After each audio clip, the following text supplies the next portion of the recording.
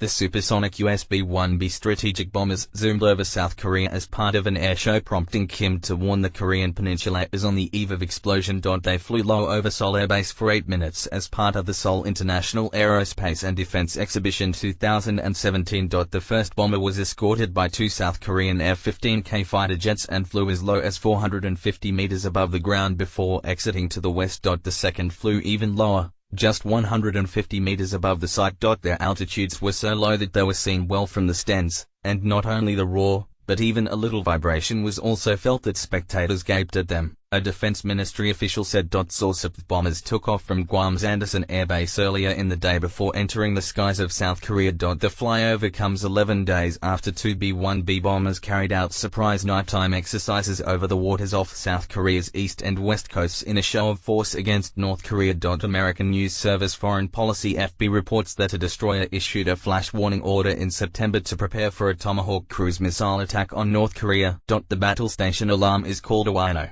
which alerts the crew to be ready to strike instantly. Source: APA former senior defense official told Foreign Policy.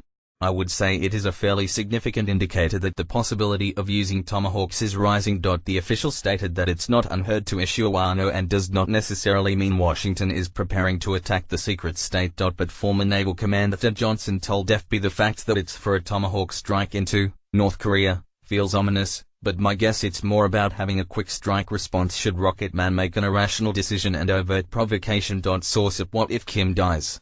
If North Korea's Kim Jong-un disappeared or died, the CIA would keep quiet, its director has claimed. Mike Pompeo told security officials at a Washington conference that it would not make a public comment. With respect, if Kim Jong-un should vanish, given the history of the CIA, I'm just not going to talk about it, he told the Foundation for Defense of Democracy's forum. Someone might think there was a coincidence.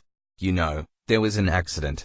It's just not fruitful. His comments were originally reported in the South China Morning Post. Pompeo did warn, however, that North Korea is just months away from perfecting its nuclear capabilities. They are close enough now in their capabilities that from a U.S. policy perspective we ought to behave as if we are on the cusp of them achieving their objective of being able to strike the U.S., he said.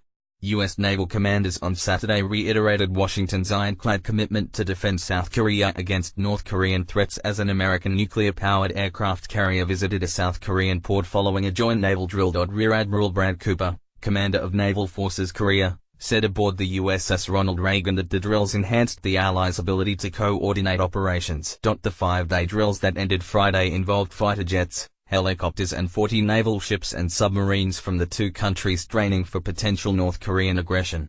In an apparent show of force against North Korea, the United States also sent several of its advanced warplanes, including 4 F-22 and F-35 fighter jets and 2 B-1B long-range bombers, for an airshow and exhibition in Seoul that began on Tuesday. The drills came ahead of President Donald Trump's first official visit to Asia next month that's likely to be overshadowed by tensions with North Korea.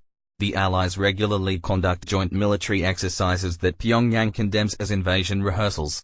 North Korea's official Rodong Sinmun newspaper said Saturday that the latest naval drills have driven the situation of the Korean peninsula to a touch-and-go situation and accused the Allies of getting frantic with the move to start a nuclear war. The United States has been sending its strategic assets to the region more frequently for patrols or drills amid increased efforts by North Korea to expand its nuclear weapons program. In recent months, North Korea has tested developmental intercontinental ballistic missiles that could potentially reach the U.S. mainland and conducted its most powerful nuclear test to date.